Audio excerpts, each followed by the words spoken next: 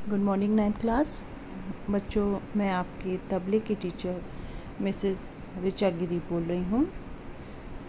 बच्चों, इस वक्त जो हमारा टॉपिक चल रहा है वो है तबले का जन्म। आइए हम आज हमने 2 पार्ट में इसको पढ़ा, आज उसका तीसरा पार्ट हम पढ़ेंगे, उसका आखिरी पार्ट।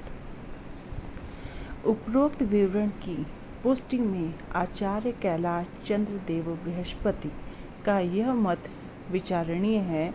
संगीत प्रिय बादशाह मोहम्मद शाह रंगीले के समय में एक प्रसिद्ध संगीतज्ञ नियामत खां थे। बच्चों, जो जितनी भी विवरण हो उसकी जो पुष्टि हुई है उसमें जो आचार्य कैलाश चंद्र जी थे उनका जो विचारणी है, जो उन्होंने विचार किया, तो उसमें संगीत प्रिय बादशाह मोहम्मद रंगीले के समय में, ये बादशाह का नाम है, संगीत के वो प्रिय थे काफ़ी, मतलब वो संगीत काफ़ी प्रिय करते थे, पसंद करते थे, तो उनका नाम है बादशाह मोहम्मद शाह रंगीले के समय में एक प्रसिद्ध संगीतज्ञ मतलब जो गायन वादन करते हैं वो संगीतज्ञ नियामत खां थे, जो अपने उपनाम सदारंग के नाम से प्रसिद्ध है। उनका उपनाम सदारंग से वो उस नाम से प्रसिद्ध हुए थे। इन्हीं के छोटे भाई का नाम अमीर खुसरो था। अमीर खुसरो इन्हीं के जो सदारंग जी साहब थे उनके छोटे भाई थे अमीर खुसरो। तबले के आविष्कार का श्रेय इस खुसरो खां का है, जिनका समय 1719 से 1748 के आसपास का है। जो अब आप देखिए, तबले के आविष्कार का श्रेय अमीर खुसरो को ही बोला गया है इसमें, जिनका जो समय की अवधि इनकी थी 1719 ईस्वी से 1748 ईस्वी के आसपास का है। यह मोहम्मद शाह रंगीले के राज्यकाल का है। ये जो अमीर खुसरो किसके राज्यकाल के हैं? मोहम्मद शाह रंगीले के। एक अन्य विद्वान के अनुसार मुगल बादशाह मोहम्मद शाह दूसरे समय सन, जो दूसरे मोहम्मद शाह थे, वो जो दूसरे थे उनका सन था 1738 के आसपास के समय एक प्रसिद्ध पखावज वादक हुए। उनका नाम रहमान खां था। उनके दूसरे पुत्र का नाम अमीर खुसरो था। अब यहाँ फिर आप अमीर खुसरो की चर्चा देखेंगे। जो मोहम्मद शाह दूसरे थे उनका समय जो था 1738 के आसपास का जो समय था, उनके के समय प्रसिद्ध पखावज वादक हुए थे। उनका नाम रहमान खां था। तो वो किसके वाद्य थे? वो कौन से वाद्य को बजाते थे? वो पखावज को बजाते थे। वो पखावज में काफ़ी उस्ताद थे। वो उनका मेन पखावज वाद्य था। उनके दूसरे पुत्र का नाम जो था वो अमीर खुसरो का था। अमीर खुसरो के पिता जो थे वो अमीर खुसरो, अब ये दूसरे पुत्र हैं उनके, जिन्होंने सदारंग से कुछ समय तक ख्याल गायन की शिक्षा ली, और इस गायन शैली की संगति के लिए ही उन्होंने तबला नामक एक अधिक उपयुक्त वाद्य का निर्माण किया।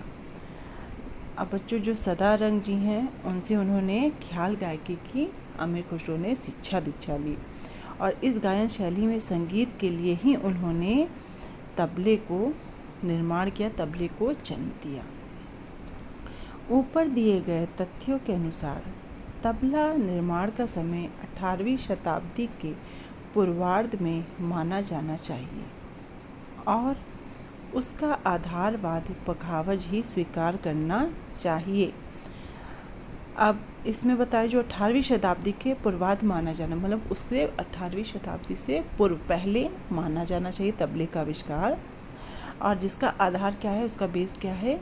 पखावज। उस मतलब पखावज से ही तबले का जन्म हुआ है, ऐसा मानना चाहिए। इस नवनिर्मित वाद्य के अनेक सुधार करने का श्रेय सिद्धार्थ खान नामक कलाकार को जाता है। बच्चों, जो वाद्य है, जो तबला वाद्य है, उसमें जो निर्मित, उसमें कई सुधार करने का श्रेय जो जाता है वो है सिद्धार्थ खान साहब को। उन्होंने ही पखावज के बोलों को तबले पर बजाए जाने योग्य परिवर्तन किया। जो पखावज के बोल हैं, पखावज क्या है, ढोलक की तरह पड़े हैं। तो ढोलक क्या है, ढोलक पे बच्चों अलग से बोल, उनके अलग बोल होते हैं, पर उसको जो तबले पे बजाने योग्य किसने किया, सिद्धार्थ खान साहब ने ही उनको तबले पे, पखावज के बोल को तबले पे बजाने योग्य सिद्धार्थ खान साहब ने ही किया। दूसरा महत्वपूर्ण परिवर्तन तबले के बाम भाग यानी डग्गा, बाम मीन्स बच्चों बायां, में पक्की स्याही का प्रयोग करके किया। अब क्या था, पखावज में बच्चों क्या था, पखावज में स्याही नहीं लगती है, पखावज में आटा लगाया जाता है। तो इसमें उन्होंने क्या परिवर्तन किया, उन्होंने स्याही, स्याही मतलब ये जो आप काला हिस्सा देख रहे हो ये स्याही, उन्होंने पक्की स्याही का प्रयोग करके किया। मतलब ये किसका, सिद्धार्थ खान साहब जी के बारे में बता रहे कि ये तबले पे पक्की स्याही का काम किसने किया, सिद्धार्थ खान साहब जी ने। पहले पखावज के बाएं के समान तबले के बाएं या डग्गे में गुथा हुआ आटा लगाया जाता है। जैसे कि मैंने भी आपको जस्ट पहले बताया कि पहले बच्चों क्या होता था, जब पखावज बजाया जाता था तो गेहूं को, आटे को गूंथ कर उसको तबले, जो आपको जो बड़ा वाला हिस्सा ढोलक का होता है, जो पखावज का होता है, उसको यहीं पे ऐसे चिपका देते थे।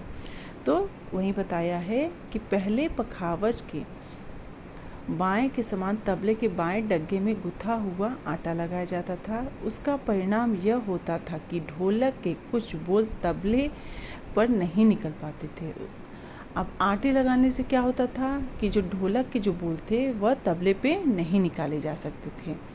इन परिवर्तन में से पखावज और ढोलक के समस्त अंगों का तबले पर प्रदर्शन संभव हो गया। इस बदलाव मतलब उन्होंने स्याही लगाया, और जो महत्वपूर्ण बदलाव किया, इससे क्या हुआ कि ढोलक के जो बोल है वो तबले पे बजाने योग्य हो गया, वो ये चीज़ संभव हो चुकी।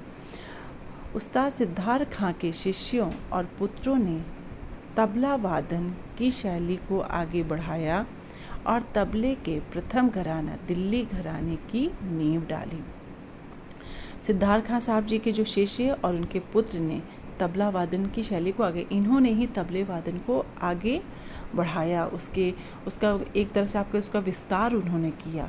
और तबले के प्रथम घराने, बच्चों 6 घराने हैं जिसमें सर्वप्रथम घराना दिल्ली का है, तो उन्होंने ही दिल्ली घराने की नींव डाली।